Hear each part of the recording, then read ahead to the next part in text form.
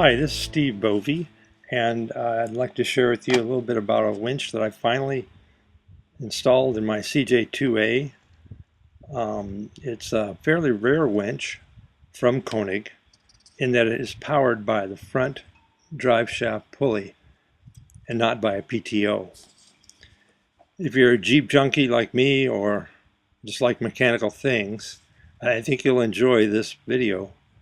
I'll try to introduce you to the components of the winch controls, and also the operation of the winch. The winch is all original except for the crankshaft pulley, which was missing, and the cab controls, which I used cables instead of mechanical levers that were in the passenger floor.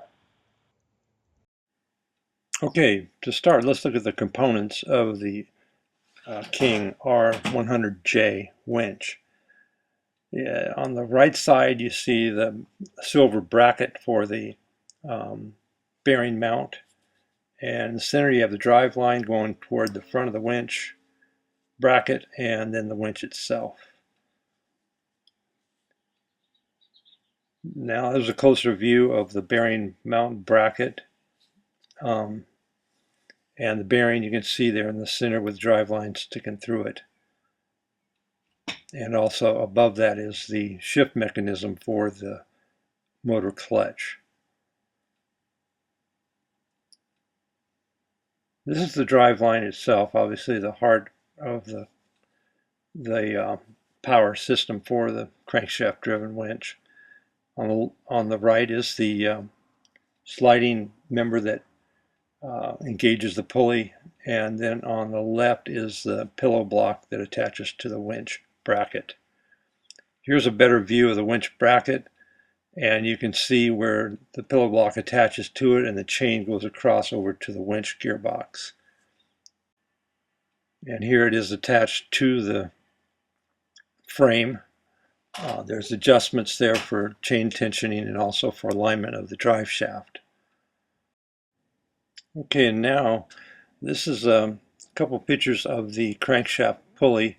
That was the only piece that was missing on the winch that I had to have manufactured, and it engages the motor clutch with the two tongs, and you get a little different view of that here. And you can see to the very top of that picture is the motor clutch linkage that pushes the sliding shaft into the crankshaft pulley. It's cable controlled, and you can see the cable on the right there too. And here's one more view of it. Gives you a little bit different angle, and obviously it has to have, sometimes I have to move the winch to get it to line up to the pulley, but that's easily done from just reaching underneath the bumper and grabbing the chain. Okay, let's look at the winch controls. Okay, there's three controls that operate the R100J winch. On the far left, you'll see the drum clutch, and that is to engage the drum to the shaft that goes through the center of the drum, and it also acts as a brake when it's released to brake the drum. At the top, you'll see a friction clutch, and that's for forward and reverse. And the far right is the motor clutch, which engages the crankshaft. Here's another view of the handle for the drum clutch and how it can lock into place and with the pin and hold the drum in place. Originally, this winch had controls in the floorboard of the passenger side with two T-handles that operated both the friction clutch and the motor clutch that engaged the crankshaft pulley. I decided to do it differently. I didn't want to put holes in the floorboard, so I rigged up two cables and attached them to the lower part of the dashboard.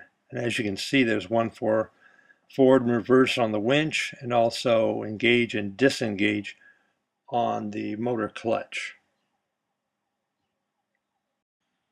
Okay, let's get into the fun part, the operation and controls. The Pullman friction winch has very little travel using a cable, so you have to find the neutral position, which is in between full forward or full out.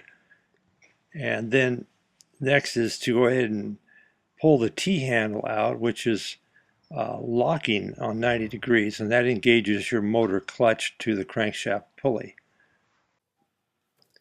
As you can see, here it is engaging into the crankshaft pulley. All right, we're ready to start the engine up. Hit the start button, Yep. and away it goes.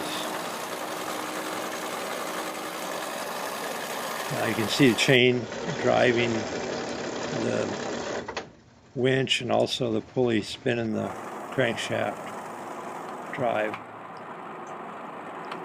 Okay, now we next we engage the drum clutch.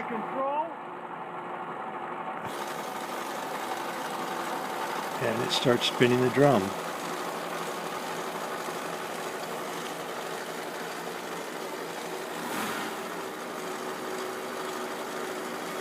Okay, now out.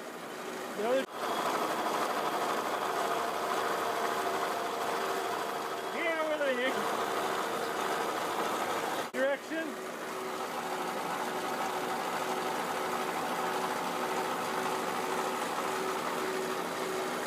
The other way.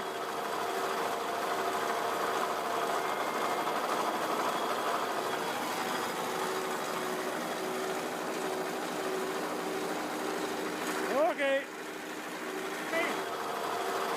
All right, now we find the neutral for the friction clutch. Turn the key off, and engine stops obviously. Then push in the T handle that releases the motor clutch.